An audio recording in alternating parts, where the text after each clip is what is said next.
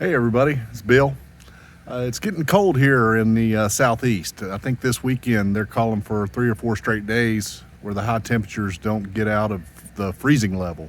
So gonna have to take some steps to make sure I don't have any hose bibs freeze or any pipes freeze. We don't have to deal with that very often down here, but I'm gonna show you a few of the tricks I use and maybe you can use them too.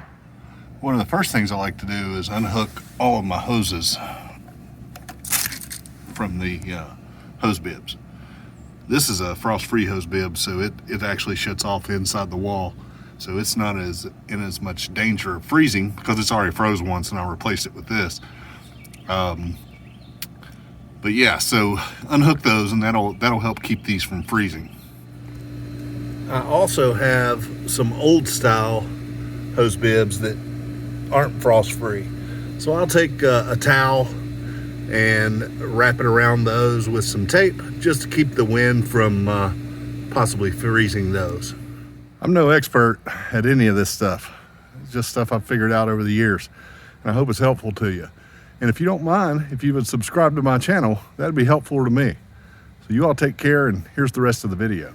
Something like this right here. Just remember, this isn't a normal situation for this area, so this isn't a permanent fix. This is just something to get me through a couple days, and then the temperatures will come back up and we won't have these issues. Another good idea is to close off your vents to your crawl space. I have a crawl space under my house, and my vents, I would have to go under there. I don't even know if they work, but I just take some cardboard. This is some thick cardboard, and I'll prop something up against that so it won't go anywhere. And that'll just keep the wind from going under the house and freezing anything under the house. I think the wind chills are supposed to be in the negative teens Friday and Saturday, so this will help keep the wind from blowing underneath. As for my pool, if I had this shut down, I would drain the water down below the skimmers and then empty the lines and it would be fine. But I keep my pool running year round, 24/7, so it should not freeze regardless of how cold it gets, unless we were up in Minnesota or something like that. But down here, as long as I keep it running, I shouldn't have any issues with the pipes freezing.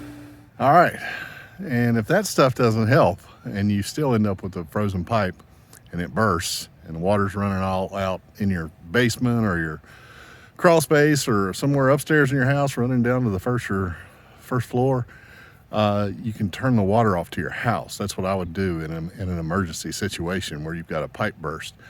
You may have a shut off inside the house somewhere that you can turn off.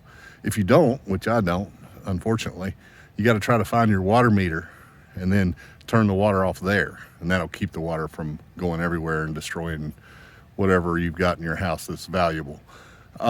So let me show you the water meter. There's my water meter. It looks like that. It's usually out near the road, so that's where the water comes from the main line, and that's where they know how much to charge you for your water. There's a meter in there and a shutoff valve, and it's usually in the front of your house toward the road, unless you've got a well or something like that. My water meter doesn't have a lock on it. Some do, and I think you can get a key at like Lowe's or somewhere like that. But you just pull it up, and if you can reach down in there, you can see the little shutoff valve right there. And you want to turn that to the right, and that'll shut your water off. If for some reason you can't get your hand in there or something like that, these things just pull right out. So you just grab it, pull it out, and there you go. Now you can get a wrench on it, or if you've got a meter wrench, which is like a long T-handle wrench, you can turn it, but you turn it to the right and it'll shut your water off. And you can see my water meter's got a radio device on top of it there where they don't even have to come and look at it anymore. They can just tell how much water you've used. So I hope that helps, and I hope you don't have any frozen pipes this year. You all stay warm, be safe, be sure you like and subscribe. Thank you very much.